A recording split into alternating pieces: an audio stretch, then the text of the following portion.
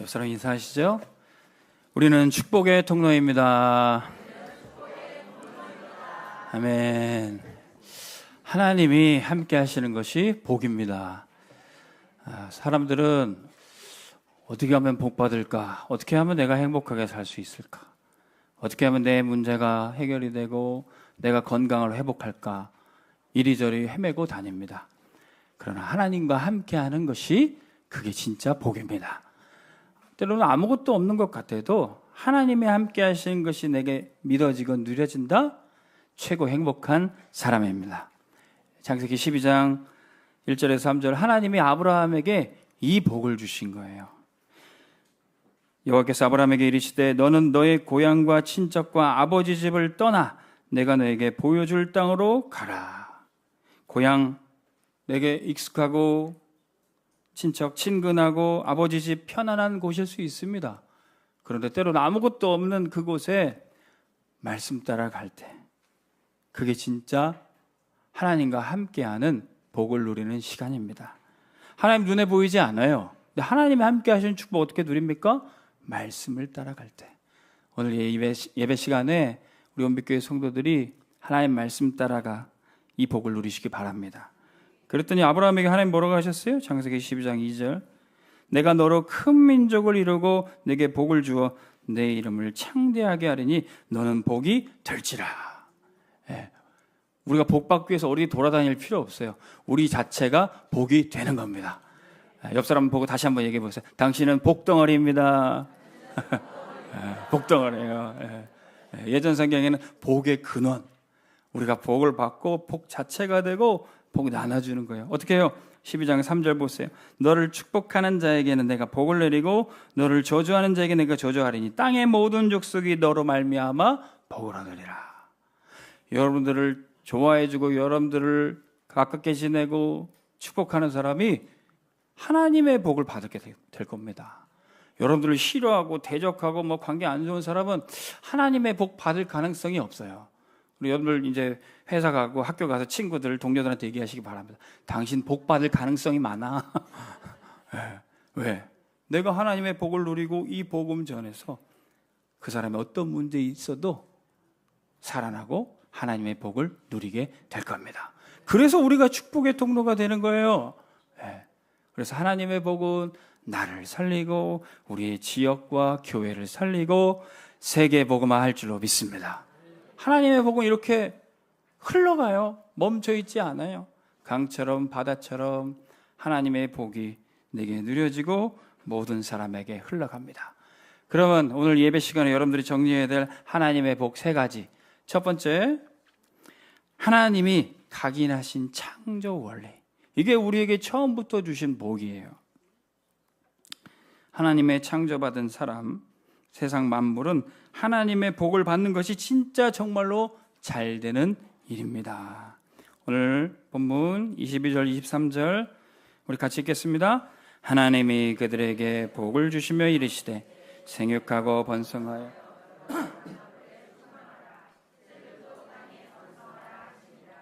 저녁이 되고 아침이 되니 이는 다섯째 날이니라. 아멘. 하나님이 세상 만물을 만드시고 복 주시면서 말씀하셨어요. 생육하고 번성하고 충만하라. 이 하나님의 복을 받아야 잘 되는 거예요. 그 일본 사람이 쓴 책 중에 물은 답을 알고 있다라는 책이 있어요. 그 책에 보면 그 사람이 실험을 했는데 이렇게 물에다가 떠놓은 컵에다가도 이 물에다가 막 사랑한다, 축복한다 이렇게 얘기하니까 그거를 현미경으로 이 물의 결정체를 이렇게 관찰을 해봤대요. 그랬더니 물 결정이 눈꽃처럼 이렇게 예쁘고 대칭져 있고 아름답게 꽃처럼 피었대요. 근데 이 물컵에다가도 막 욕을 하고 막 저주를 하니까 현미경으로 보니까 막 뿔이 이렇게 나와 있고 비대칭으로 뒤틀려져 있고 물 결정체가 그렇게 됐다는 거예요. 이 물도 무슨 말을 알아듣는지. 우리 지난주 말씀에 하나님이 물에게 말씀하셔서 한 곳에 모여라. 하나님 말씀대로 이 물도 움직이거든요. 그리고 지구상에 있는 모든 생물은 물로 이루어져 있습니다. 우리 몸도 물이 70% 이상 많은 부분을 차지하고 있는데, 그래서 이 사람이 또 실험을 했어요. 화분에다가 이제는 두 화분을 놓고 하나 화분은 막 사랑해주고 축복해주고 심지어 거기 화분에다가 글씨를 썼어요. 좋은 말을 써줬어요. 그리고 반대편 화분에는 막 욕도 하고 나쁜 말을 썼어요. 그랬더니 사랑의 말, 좋은 말을 해준 화분은 잘 자라고 저주했던 화분은 시들어져 버렸어요. 물도 생물도 말을 알아듣는구나. 그래서 어떤 분은요, 이렇게 양계장에다가 이렇게 막 좋은 음악도 틀어놓고 찬양도 하고 기도해주고 닭을 길렀더니 계란도 잘 났다 그러더라고요. 우리 과수원 하시는 우리 장로님 계신데 우리 장로님도 우리 기도하면서 이렇게 축복해주면서 한번 과실 한번 길러보시면 하나님이 큰 수확 주실 줄 믿습니다. 하나님의 축복받았던 요셉이 보디발 집에서 일하니까 그 밭의 작물까지 잘 되고 복을 받았다 그랬어요. 하나님의 복을 받는 것이 중요합니다. 단순히 좋은 말 정도가 아니라 하나님의 말씀을 듣고 복을 받는 것. 사람도 마찬가지입니다. 요한삼서 1장 2절 사랑하는 자여 네 영혼이 잘된 같이 네가 범사에 잘되고 강건하기를 내가 간구하노라. 하나님의 축복을 먼저 받아. 이게 순서가 중요합니다. 영혼이 잘되고 범사가 잘되고 강건해지고. 그런데 하나님의 복도 받지 못하고 밖에 나가서 열심히 돌아다니고 일하고 성공해서 잘 사는 사람도 있어요. 하나님의 복은 받지 못하지만 밖에서 건강하게 잘 먹고 잘 사는 사람도 있어요. 그런데 어느 날 갑자기 재앙이 닥쳐오면 속수무책입니다. 내가 병이 들어서 병원에 갔지만 그때 복음이 들려지고 하나님을 만나게 되는 것이 그게 진짜 복인 줄로 믿습니다. 잘 먹고 잘 살고 그리고 하나님 모르고 사는 것보다 내가 지금 가난하고 힘들고 지금 잠깐 어려워도 하나님의 복을 받는 것이 진짜 축복이에요. 우리 온빛교회는 이 하나님의 복부터 받고 출발하시기 바랍니다. 그게 예배예요. 근데 세상 사람들은 그저 육신적인 일, 세상 일만 하다가 이 하나님의 복을 받지 못해요. 그래서 주의 종 제사장은 이 하나님의 일만 하고 하나님의 말씀만 전하고 하나님의 복만 전달하라고 따로 세우셨어요. 제사장 아론과 제사장들, 레위 지파들은 하나님이 너희들 백성들에게 말씀만 전하고 축복만 해라. 이 사명을 주셨어요. 민수기 6장 24절 27절 여호와는 내게 복을 주시고 너를 지키시기를 원하며 여호와는 그의 얼굴을 내게 비추사 은혜 베푸시기를 원하며 여호와는 그 얼굴을 내게로 향하여 드사 평강 주시기를 원하노라. 그들은 이같이 내 이름으로 이스라엘 자손에게 축복할지니 내가 그들에게 복을 주리라. 여러분들이 예배 올 때마다 우리가 서로 사랑합니다, 축복합니다 이렇게 인사 제가 시키면 때론 일주일 동안 너무 힘든 일이 있거나 때로 여러분들이 지금 마음 상태가 불편하면 그런 말 하기도 어려워요. 심지어 저조차도 뭐 조금 힘들면 누굴 사랑합니다, 축복합니다 이런 말하기 어렵습니다. 근데 하나님이 주의 종은 너는 네가 상황이 어떤지 어떤 네 감정과 문제가 있든지 상관없이 하나님 말씀만 전해라. 하나님의 축복만 전달해라. 이 일을 하기 위해서 주의 종을 부르신 줄 믿습니다. 그래서 예배 가운데 주의 종 통해서 하나님의 축복이 모든 성도들에게 전달되는 거예요. 제사장만 이 축복을 누립니까? 하나님은 이 시대에 모든 성도들에게 성령으로 역사하셔서 만인을 제사장으로 사용하신 줄 믿으시기 바랍니다. 이제 여러분들 문제 상황 형편 상관없이 모든 사람을 살리고 축복하시기 바랍니다. 주의 종에게 전도자에게 이 축복을 주셨던 거예요. 뿐만 아니라 가정을 살리기 위해서 부모에게 이 축복권을 주셨습니다. 부모는요, 자녀가 어떻게든지 무너지든지 쓰러지든지 넘어져서도 일으켜 세우고 살려야 돼요. 이 렘넌트를 축복하고 살려야 돼요. 그게 부모의 사명입니다. 부모는 낙심할 시간도 없어요. 넘어져 있을 시간도 없어요. 렘넌트 살려야 되기 때문에. 시어머니 나오미가 룻을 며느리를 이렇게 축복했던 겁니다. 여러분들이 자녀를 위해서도 축복하지만 자녀들이 다니는 학교, 회사 그 현장을 놓고 기도하셔야 돼요. 우리 자녀들이 다니는 학교의 선생님 이름 여러분 아십니까? 교장 선생님, 교수님 이름 아십니까?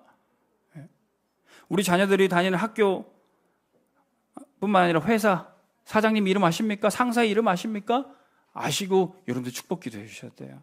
어제 우리 청년들 포럼하는 중에 어떤 청년이 목사님 제가 다녔던 회사는 2군데나 망해버렸어요. 알고 봤더니 그 회사가 우리 렘넌트가 주일 예배 드리는데 못 들게 하고 일 시키고 일도 종처럼 시키고 제가 렘넌트니까 그걸 방해하니까 이 회사를 하나님 망하게 하셨나 봐요. 그거 깨달은 건 좋은데 그래도 우리 렘넌트들이 가는 곳에 잘 되고 그 회사가 잘 되고 복을 받아야 되는데 망하면 좀 그렇잖아요. 그죠? 예. 근데 우리 렘넌트가 딱 언약을 붙잡았어요. 하나님, 제가 이제 들어간 회사에는 하나님이 축복하시고 우리 회장님과 우리 사장님, 우리 상사를 축복해 주십시오. 그 언약 붙잡고 기도하고 시작했더라고요. 나오미의 며느리 룻도 어디에서 일했느냐? 보아스라는 아주 부자, 아주 훌륭한 사람이 일구는 그 논밭에 일하러 갔던 겁니다. 룻기서 2장 19절 말씀 보세요. 시어머니가 그에게 이르되 오늘 어디서 주었느냐? 어디서 일을 하였느냐? 너를 돌본 자에게 복이 있기를 원하노라 하니 룻이 누구에게서 일했는지를 시어머니에게 알게 하여 이르되 오늘 일하게 한 사람의 이름은 보아스니이다. 오늘 여러분들이 저녁에 가족들이랑 포럼하실 때 자녀들에게 물어보세요. 네 선생님 이름 뭐냐? 사장님 이름 뭐냐? 적어놓고 기도해보세요.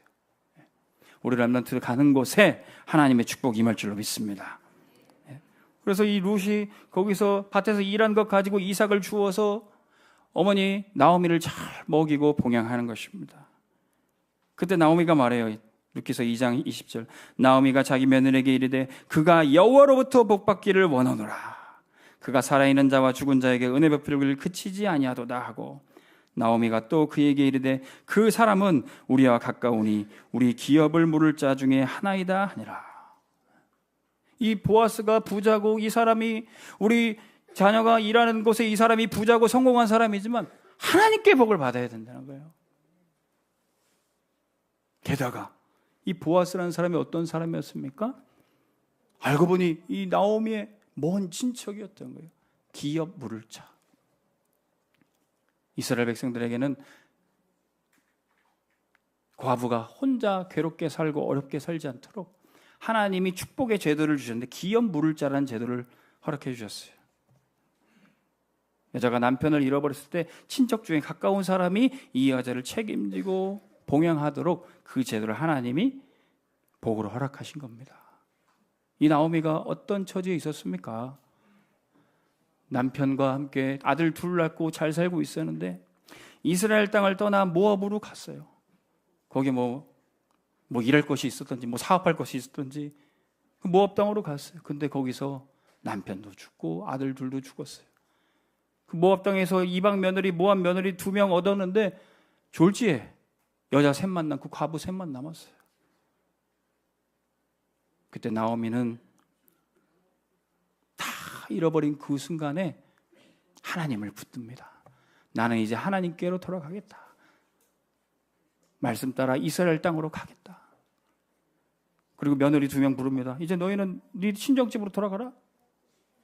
근데 그때 한 며느리는 친정으로 돌아가지만 룻이라는 이 며느리는 나오미를 따라가겠다고 해요. 이렇게 고백합니다. 어머니의 하나님이 나의 하나님이 되고 어머니가 하나님 말씀 따라가는 것을 내가 그 길을 따라가고 내가 어머니 곁을 끝까지 지키겠습니다. 나오미는 아무것도 없었는데 그 순간에 nobody, nothing의 그 상황 속에 하나님을 놓치지 않고 붙들었어요. 그랬더니 절대 제자 룻 같은 며느리가 나오는 겁니다. 이 룻이 따라와서 거기서 이제 이 보아스를 만나게 돼요. 우리가 알듯이 이제 보아스는 룻의 남편이 되고 나오미의 사위가 돼서 나오미와 룻을 봉양하는 자가 됩니다. 이 보아스가 바로 그리스도를 상징합니다.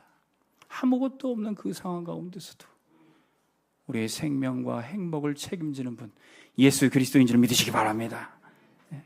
우리 장로님들이 중기자분들이 청년부 예배 때마다 우리 청년들에게 포럼을 해주세요. 언약 붙잡고 말씀 붙잡고 전도운동이 일어나고 우리 장로님들이 산업에 응답받고 이런 포럼도 하시지만 어떤 장로님은 내가 언약석에도 있었고 다락방도 했지만 내가 완전히 망했다. 그런데 그 망한 순간에도 나는 하나님 말씀 따라가고 예수 그리스도가 모든 문제 해결자라는 사실, 나는 그거 더 집중하고 발견했다. 근데 우리 청년들이 앞에보다 뒤에 분의 포럼을 더 은혜 받는 거예요. 다 망하고 다 없어졌어도 나는 그리스도 복음 더 확실히 붙잡게 됐다. 하나님께서 우리에게 이 복을 주실 줄 믿습니다. 잘 되고 잘 먹고 잘 사는 것, 그것도 복이지만 아무것도 없는 그 상황에서 우리가 그리스도를 놓치지 않고 붙잡았다. 이게 최고 축복인 줄 믿으시기 바랍니다. 하나님께서는 그 종류대로 나무는 땅 위에, 물고기는 물속에, 새는 하늘에 살도록 만드셨습니다. 24절 25절 같이 읽겠습니다. 하나님이 이르시되 땅은 생물을 그 종류대로 내되 가축과 기는 것과 땅의 짐승을 종류대로 내라 하시니 그대로 되니라. 하나님이 땅의 짐승을 그 종류대로, 가축을 그 종류대로, 땅에 기는 모든 것을 그 종류대로 만드시니 하나님이 보시기에 좋았더라. 유치원생도 아는 물고기는 물속에, 나무는 땅 위에, 새는 하늘에 창조 원리입니다. 이게 하나님이 처음부터 우리에게 각인해 주신 복이에요. 근데 사람들이 이 복을 놓치니까 거짓말에 속고요. 하나님이 주시는 복을 관심 없어 해요. 예. 물고기는 물속에 살도록 만드셨는데 물고기가 물 밖으로 나온다고 막 지느러미가 발로 바뀌고 비늘이 털로 바뀌고 다른 동물로 변하지 않습니다. 모든 동물들은 그 종류대로, 물고기는 그 종류대로, 새는 그 종류대로 만드신 거예요. 절대로 바뀌지 않습니다. 고린도전서 15장 38절 40절 보세요. 하나님의 그 뜻대로 그에게 형체를 주시되 각 종자에게 그 형체를 주시느니라. 육체는 다 같은 육체가 아니고 하나는 사람의 육체, 하나는 짐승의 육체, 하나는 새의 육체, 하나는 물고기의 육체라. 하늘에 속한 형체도 있고 땅에 속한 형체도 있으니 하늘에 속한 것이 영광이 따로 있고 땅에 속한 것의 영광이 따로 있으니. 사람의 육체와 새의 육체, 물고기 육체 다 다르다는 거예요. 절대로 물고기가 새가 되고 새가 땅 짐승이 되고 변하지 않습니다. 근데 사람들은 거짓말해.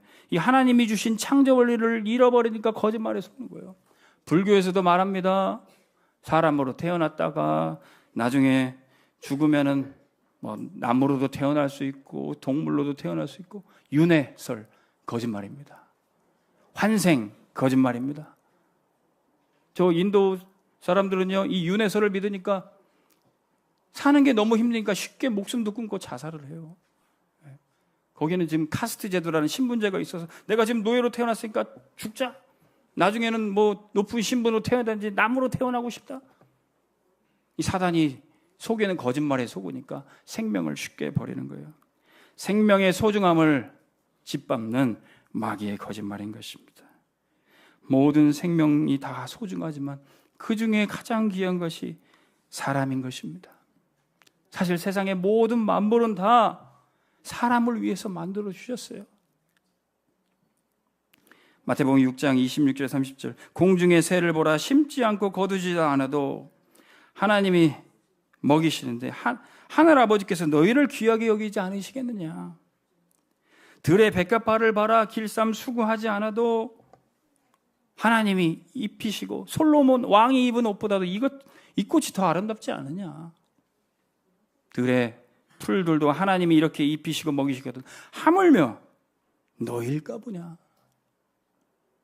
세상 만물을 하나님이 다스리고 먹이시는 것처럼 우리를 소중히 여기시고 복을 주신 줄 믿으시기 바랍니다.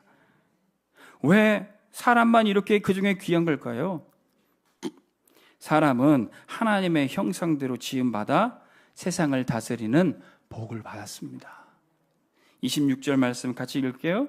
하나님이 이르시되 우리의 형상을 따라 우리의 모양대로 우리가 사람을 만들고 그들로 바다의 물고기와 하늘의 새와 가축과 온 땅과 땅에 기는 모든 것을 다스리게 하자 하시고. 모든 동물들은 그 종류대로 만드셨지만 사람만 하나님의 형상대로 만드신 거예요. 특별하게. 이 하나님의 형상이 무엇입니까? 우리의 겉모습이 하나님 닮았다는 게 아니에요. 흙으로 사람을 빚으시고 그 코에 하나님의 생기를 불어넣으시는데 그 영혼이 하나님의 형상입니다. 우리의 영혼이. 사람만 영혼이 있어요. 그래서 사람만 하나님께 기도하고 예배하는 겁니다. 시편 기자가 하늘의 해와 달 별들 삼라만상도 하나님을 찬양하는도다 이렇게 고백하지만 그들의 존재 자체가 하나님을 찬양하는 거지.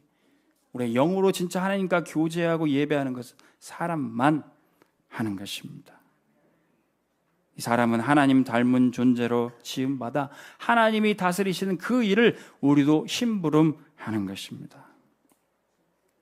그런데 세상 만물을 볼 때 그 우주의 그 위대함을 볼 때 사람은 때로는 나약한 존재, 때로는 우리에게 문제 사건이 와서 나는 너무도 작은 존재처럼 여기기도 해요. 저 해, 달, 별들을 보고 이 세상의 지진과 하늘과 땅과 바다, 화산이 터지는 거 이런 거 보면 우리가 어떻게 세상을 다스립니까? 우리는 작고 연약한 존재인데요. 그러나 하나님이 함께 하시기에 우리가 세상을 다스리는 존재 되는 것을 믿으시기 바랍니다. 시편 8편 3절에서 8절 보세요. 주의 손가락으로 만드신 주의 하늘과 베풀어 두신 달과 별들을 내가 보오니 사람이 무엇이기에 주께서 그를 생각하시며 인자가 무엇이기에 그를 돌보시나이까. 그를 하나님보다 조금 못하게 하시고 영화와 존귀로 관을 씌우셨나이다. 주의 손으로 만드신 것을 다스리게 하시고 만물을 그의 발 아래 두셨으니 곧 모든 소와 양과 들짐승 공중의 새 바다의 물고기 다니는 것이니이다. 이 세상 모든 해, 달, 별들, 세상 만물뿐만 아니라 이 세상 생물들이 다 사람 앞에 복종하고 다스림을 받게 돼 있습니다. 그런데요, 사단이 이 축복을 누리지 못하게 사람들을 속이는 거예요. 심지어 어린아이들한테도. 제가 예전에 우리 아이들 1, 2학년 시절에 집에 어떤 친구가 놀러 왔어요. 이 아이에게 복음 전하고 구원의 길 쓰면서 얘기하려고 했더니 너는 하나님의 형상이야. 너는 하나님이 작품으로 만드셨어. 구원의 길 처음 시작하는데 얘가 아닌데요. 저는 원숭이가 진화해서 됐는데요. 구원의 길이 처음부터 안 들어가. 복음이 처음부터 안 들어가. 이 친구는 그 과학 백과사전을 많이 보고 똑똑한 아이인 것 같아요. 그 과학 백과사전 보면 그 원숭이가 기어다니면서 이렇게 사람이 되는 걸어서 다니는 그런 그림이 있거든요. 이 아이에게 그 그림이 꽉 차 있는 거예요. 오스트랄로피테쿠스가 이렇게 걸어 다니다가 네안데르탈린이 이렇게 직립보행을 하면서 호모 사피엔스가 됐다는 거예요. 우리 남편들 압니까? 네. 목사님도 어릴 때 생물 배울 때 그거 배우는 게 아직도 각인되어 나오잖아요. 네. 그런데 이 아이에게 이 먼저 들어간 것, 이 불신자 거짓말이 들어가니까 네가 하나님의 형상이고 너는 작품이야.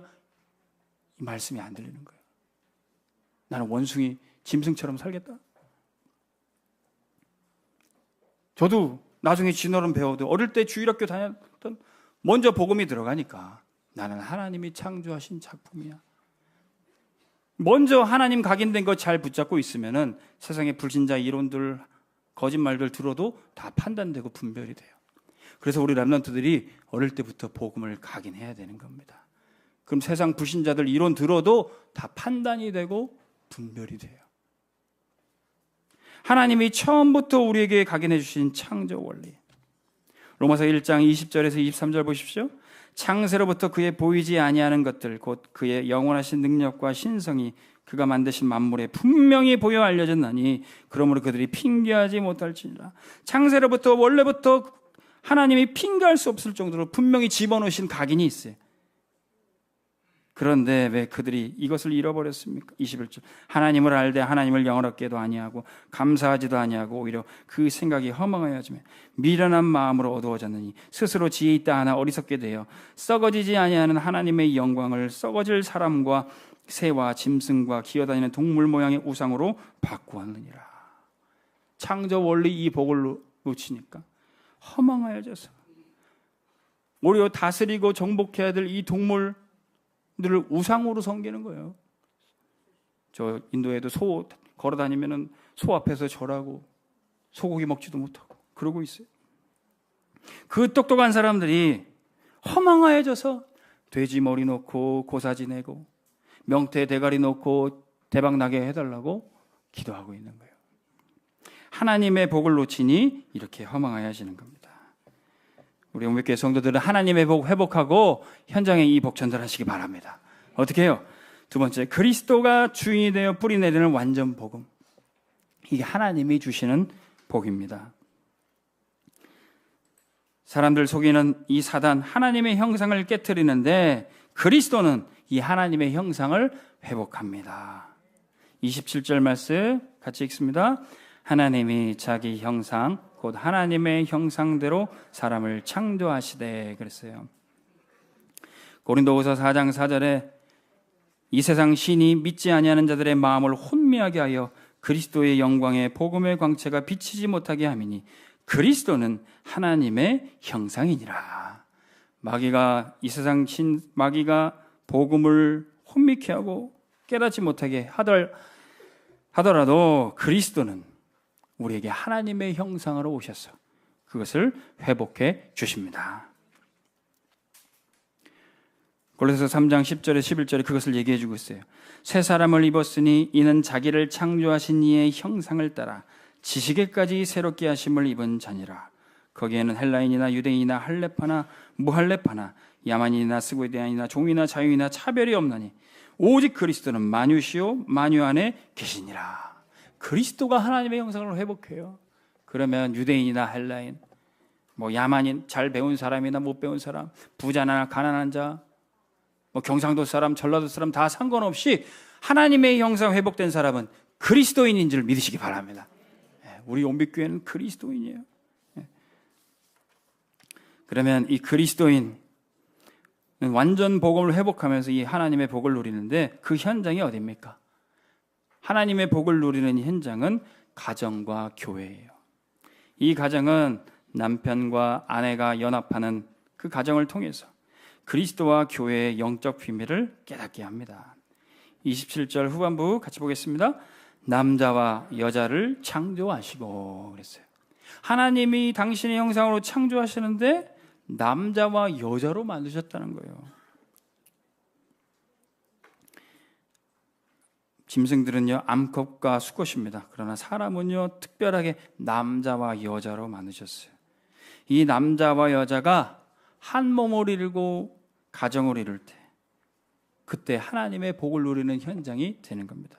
마가복음 10장 6절에서 9절 보세요. 창조 때로부터 사람을 남자와 여자로 지으셨으니 이러므로 사람이 그 부모를 떠나서 그들이 한 몸이 될지니라. 그러므로 하나님이 짝지어 주신 것을 사람이 나누지 못할지니라. 하나님의 말씀으로 복을 받고 묵상하는 남자와 묵상하는 여자가 연합할 때 그 가정은 절대 망대가 되는 것입니다. 절대로 세상에 그 어떤 것도 나누고 분열시킬 수 없어요. 그래서 우리 청년들도 결혼할 때 이 하나님의 복을 받고 출발해야 돼요. 결혼할 때 예배 속에서 하나님의 말씀을 받고 이 복을 받아야지 하나님이 복 주시는 가정을 누리게 되는 겁니다. 요새 젊은이들이 주례도 안 받고 결혼식도 자기네들끼리 그냥 웃고 떠들고 춤추고 그러고 끝나는 결혼식도 많더라고요. 부모님께 축복도 받지만 하나님의 말씀을 받고 언약의 축복 받고 우리 청년들 결혼하시기 바랍니다. 그래야 절대로 사단이 공격할 수 없는 절대 망대로 우리 가정이 되는 겁니다. 사단이 이 가정을 깨트리기 위해서 결혼 제도까지도 흔들어요. 지난 7월에 대법원 판결이 났다고 합니다. 동성애 파트너도 건강보험 피부양자 자격을 줄 수 있는 대법원 판결이 났다고 해요. 동성애자가 자기 남자인데 자기 남자친구를 건강보험 자격에 피부양자로 넣었는데 나중에 보험공단에서 알고 이거를 끊어버렸어요. 근데 이거에 불응해서 대법원까지 상소를 한 거예요. 근데 대법원에서 판결이 났어요. 이 동성애자도 가족이다 인정을 해줘서 피부양자 자격을 줘버렸어요. 그러자 한국 교회와 교계가 완전히 발 뒤집혔습니다. 이 동성애자를 가족으로 인정하는 첫 번째 법의 사례가 나타나가지고 나중에는 동성애 커플 부부도 인정해주고 가족 등록도 할 수 있게 그 문이 열린 거나 다름이 없어요. 그래서 지금 오늘 10월 27일 한국교회가 차별금지법 이것이 통과된 걸 막기 위해서 지금 연합예배로 드리고 있습니다. 차별금지 물론 좋은 말이죠. 근데 동성애자를 대우하고 인정한다면 이 강단에서 동성애가 영적 문제다 그거 얘기하는 것도 잡혀가요. 차별이다. 그래서 동성애자를 치료해야 된다, 복음 주고 살려야 된다 이 얘기하는 것만 해도 이제는 법적인 제재를 받을 수 있습니다. 동성애자한테 절대 전도도 못해요.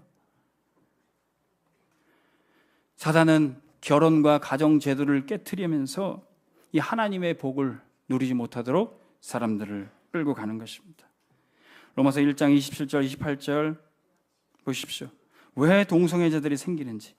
그와 같이 남자들도 순리대로 여자 쓰기를 버리고 서로 향하여 음욕이 부릴 듯하며 남자가 남자와 더불어 부끄러운 일을 행하여 그들의 그릇 때문에 상당한 보응을 그들 자신이 받았느니라.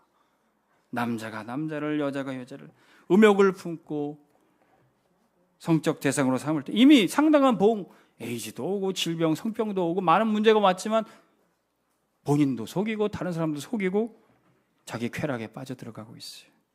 왜 이런 일들이 계속 발생합니까? 28절 보세요. 또한 그들이 마음에 하나님 두기를 싫어하며 하나님께서 그들을 그 상실한 마음대로 내버려 두사. 하나님 떠나서 그렇게 멸망길을 갈 수밖에 없어요. 우리는 이제 언약 붙잡고 기도하며 성경적 가치관 위에 가정과 교회를 세워야 될 줄로 믿습니다. 하나님이 가정을 세우신 것은 남자와 여자가 둘이 한 몸을 이룰지니라. 에베소서 5장 31절 사람이 부모를 떠나 그의 아내와 합하여 둘이 한 육체가 될지니 이 비밀이 크도다. 나는 그리스도와 교회에 대하여 말하노라. 가정을 얘기하면서 교회까지 말하고 있어요.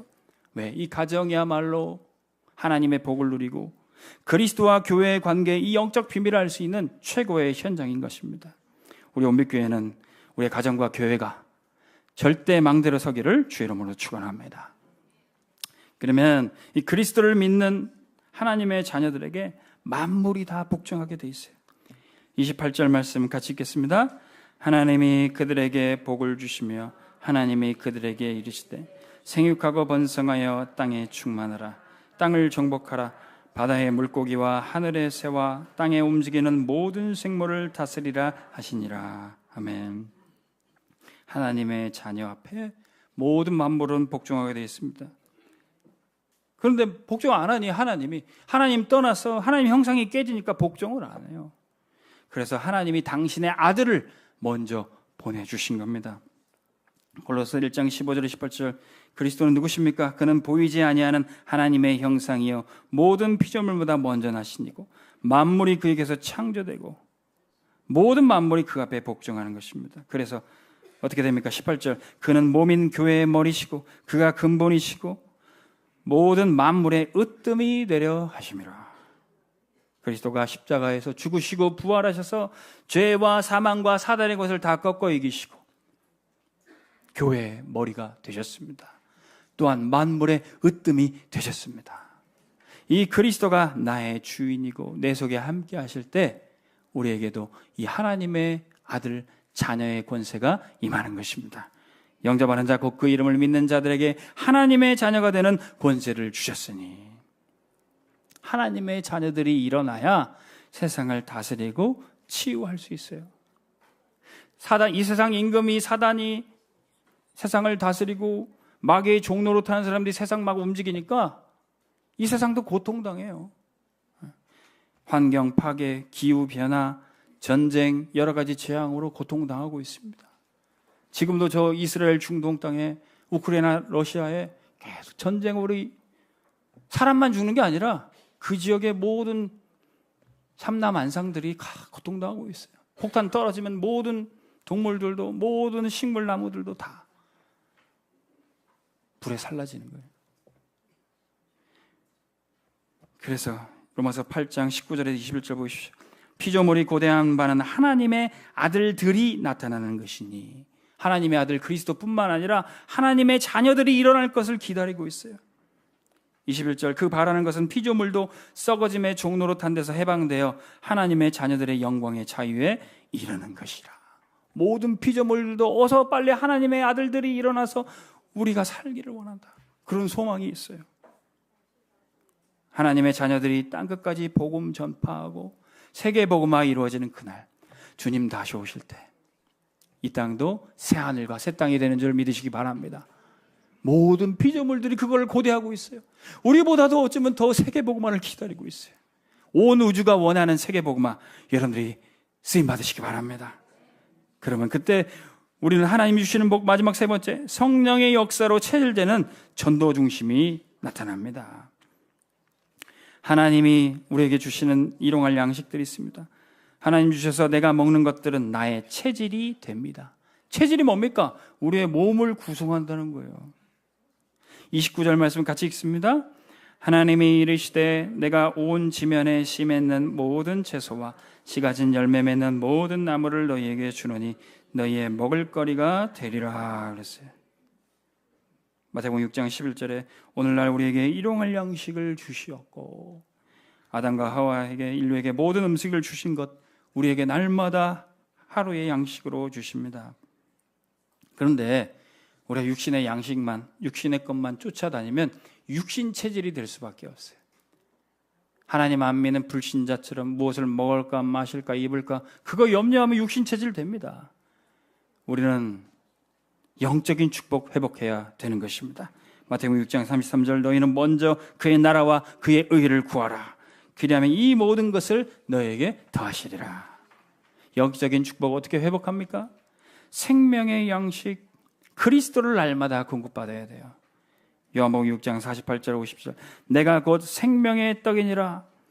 너희 조상들은 광야에서 만나를 먹었어도 죽었거니와 하늘에서 내려온 떡 사람으로 하여금 먹고 죽지 아니하게 하는 것이라.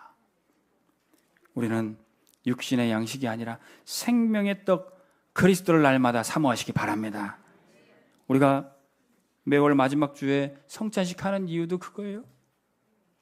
일주일 내내 육신의 일, 한 달 내내 육신의 것만 쫓다가도 말씀 제대로 받고 말씀만 받아도 메시지만 받아도 되는데 그것이 실제 나의 체질 되기 위해서 생명의 떡 그리스도를 날마다 받는 것입니다.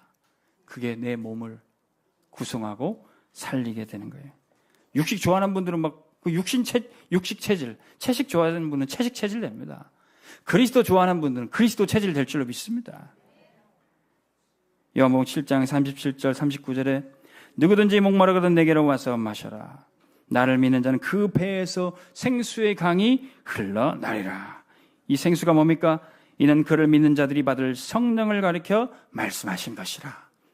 예수 생명을 떡으로 먹고 성령을 생수와 같이 마실 때 우리가 가는 곳마다 이 생수의 강이 흘러가는 것입니다.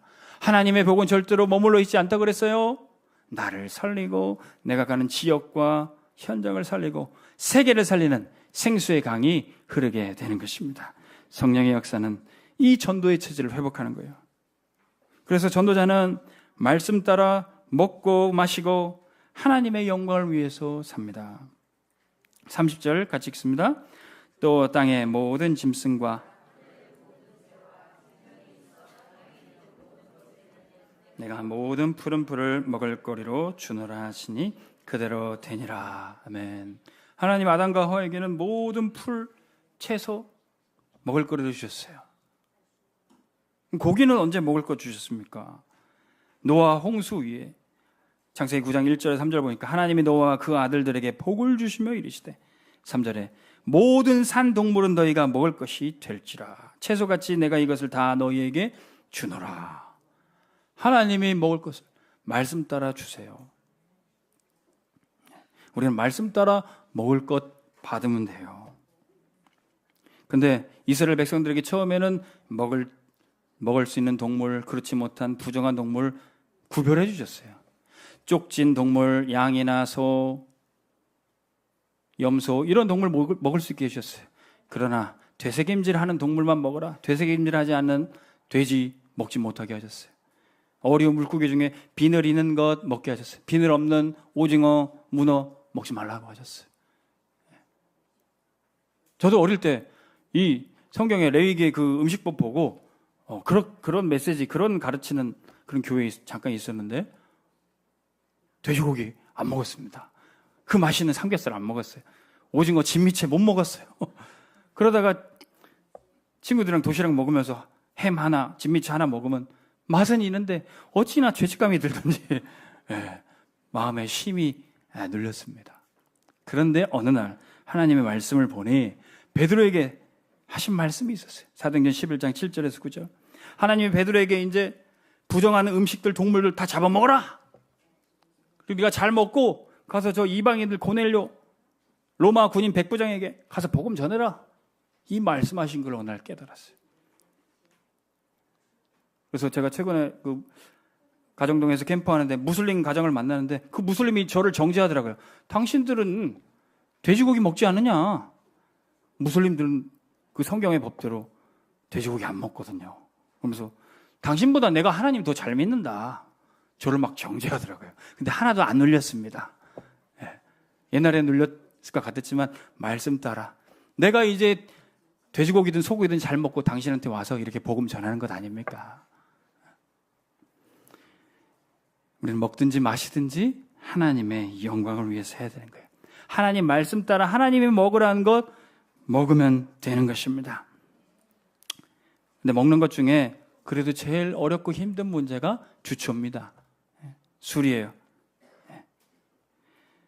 복음 가진 우리는 뭐든지 자유롭게 먹고 마실 수 있지만 우리가 지혜롭게 전도를 위해서 생각해야 됩니다. 어느 날 우리 막둥이가 잠자고 일어나니 꿈을 꿨다고 저한테 얘기해요. 아빠, 꿈을 꾸는데 아빠가 술을 벌컥벌컥 이렇게 마시는 거야. 그러면서 기분이 안 좋아. 그러더라고요. 우리 아이들한테도 이 술 먹는 거 참 예민한 문제입니다. 그래서 우리 아이들한테 잘 가르쳐 줘야 돼요. 이 문제. 이 술이라는 거는요, 잘 먹으면 약주가 됩니다. 저도 우리 장로님들이랑 그때 삼계탕 한 그릇 먹으면서 인삼주 나오길래 한 잔 먹더니 소화가 잘 되더라고요. 그런데 이것을 잘못 먹고 부어라 마셔라 하면 독주가 되는 겁니다. 성경에 술 먹지 말라는 얘기는 없어요. 술 취하지 말라, 방탕하지 말라, 술에 임박이지 말라 정확하게 말씀하고 있습니다. 우리 말씀 따라 가면 돼요. 디모데전서 5장 23절에 바울이 디모데에게 이렇게 권면해요. 이제부터는 물만 마시지 말고 내 위장과 자주 나는 병을 위하여는 포도주를 조금씩 쓰라. 우리 매달 이렇게 성찬식 하면서 포도주 여러분 조금 먹어도 여러분들이 영혼이 잘 되고 범사가 강건하게 될 줄 믿습니다. 우리 말씀 따라 가면 돼요. 그런데 조금 우리가 인도받아야 될 것이 복음을 누리면서 자유롭게 우리가 뭐든지 먹고 마실 수 있지만 전도를 위해서 지혜롭게 해야 돼요. 제가 예전에 이제 군대 군목으로 사역할 때 이 군목들끼리 같이 토론하는 기회가 있었어요. 이 술일 문제에 대해서. 이제 부대에 이제 군목으로 딱 임관해서 가면은 지휘관들이 술자리 모임에 우리 목사들을 초청한다. 그때 목사한테 술 따라주고 먹는지 안 먹는지 본다. 그렇게 얘기를 해요. 불신자들은 그렇게 생각을 하더라고요. 술 따라주고 목사가 술 먹으면 가짜 목사네. 술 안 먹으면 그래도 진짜 목사 왔나 보다. 그렇게 생각을 한다는 거예요. 지들 잘 바꾸면서. 그래서 우리가 어떻게 해야 되는 건가? 진짜 지혜롭게. 그렇다고 해서 술 안 먹습니다. 그러면 이제 부대 지휘관이랑 거기 있는 모든 간부들이랑 좀 어색한 사이가 될 수도 있다는 거예요. 저한테도 그날이 왔습니다. 사령관님이 목사님 오늘 회식하는데 좀 오시죠. 그래서 저한테 목사님 술 드십니까? 물어보셨어요. 저는 술은 좋아하지만 안 먹습니다. 그랬어요. 그 대신 제가 우리 사령관님께 술 한 잔 따라 드리겠습니다. 모든 거기 지휘관들 간부들에게 한 잔씩 다 따라 드렸어요. 그럼 목사님 그래도 같이 건배 한번 하셔야죠. 사이다 주십시오. 그래서 같이 건배를 하려고 할 때 그때 오늘은 목사님이 특별히 오셨으니까 건배 제의 하시죠. 저한테 그런 기회를 주셨습니다. 그때 제가 위하여 그랬습니다. 목사님 그럼 뭘 위하여 하면 되겠습니까? 뭘 위하는 것보다 약자입니다. 위대한 하나님 여기에. 그러니까 뭐 거기 있는 분들도 막 웃으면서 박장대소하시고 박수를 치시더라고요. 예. 어색할 뻔했던 그 모임이 하나도 어색하지 않고, 우리 이제 그분들이 막 부어라 마셔라 하니까 이제는 막 저한테 막 마음을 여시고 얘기하시더라고요. 목사님, 우리 어머니도 권사님이었습니다. 저도 옛날에 어릴 적 주일학교 잘 다녔습니다. 그러면서 막 엄격한 군사회에서 이 꼭 닫고 계시던 분들이 그때 마음문 열고 얘기하시더라고요. 하나님은 우리에게 현장에 전도자로 보내셨습니다. 우리가 먹고 마시는 것 다 전도 위에서 마셔야 돼요. 고린도전서 10장 31절 33절 그런즉 너희가 먹든지 마시든지 무엇을 하든지 다 하나님의 영광을 위하여 하라. 할렐루야. 위하여 하세요. 오늘부터 여러분들 가시는 회식 자리에 위하여 하시기 바랍니다. 여기에도 하나님이 함께 하신다. 우리는 우리의 욕심대로 먹고 마시지 않습니다. 전도자는요. 고린도전서 10장 33절 보세요. 나와 같이 모든 일에 모든 사람을 기쁘게 하여 자신의 유익을 구하지 아니하고 많은 사람의 유익을 구하여 그들로 구원을 받게 하라. 우리 가족들, 저희 집은 항상 밥 차려놓고, 식기도는 짧아야 돼. 식기도 길면 힘드니까 잘 먹고 세계복음하게 해주세요.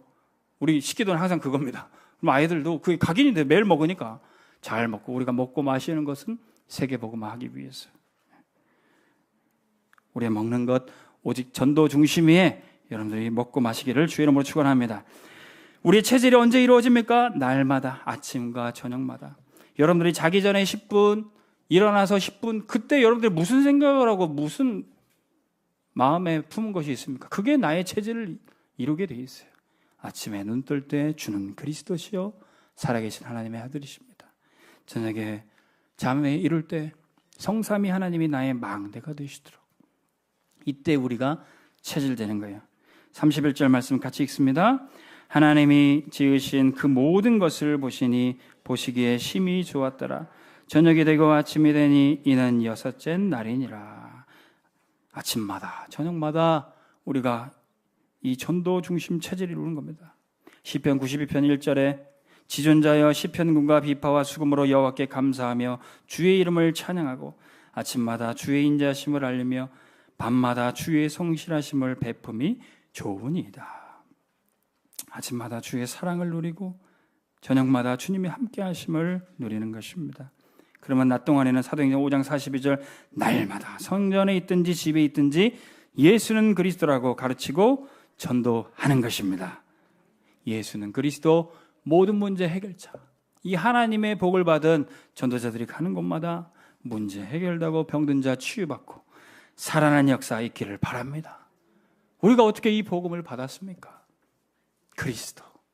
이 복음 받은 것이 최고의 축복입니다.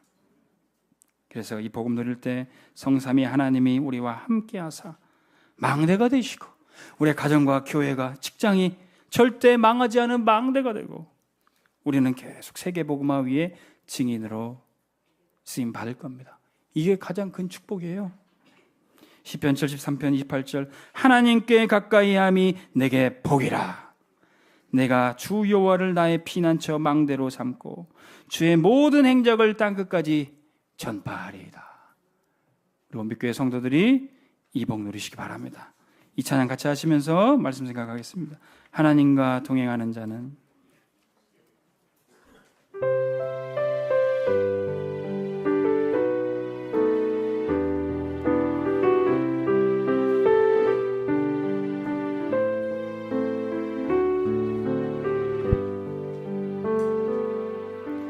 하나님과 동행하는 자는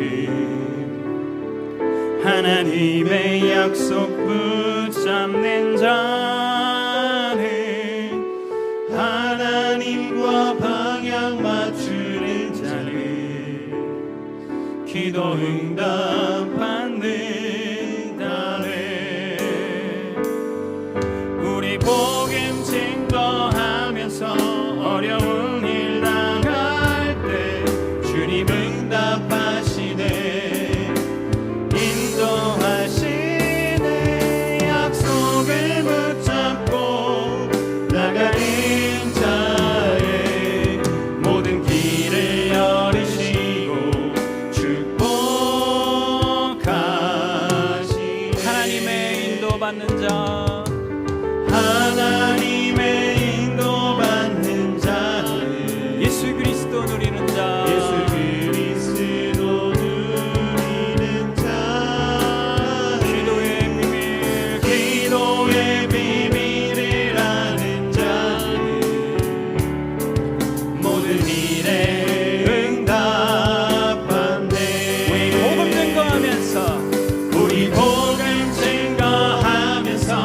어려운 일 당할 때 주님 응답하시네. 인도하시네. 약속을 붙잡고 나가는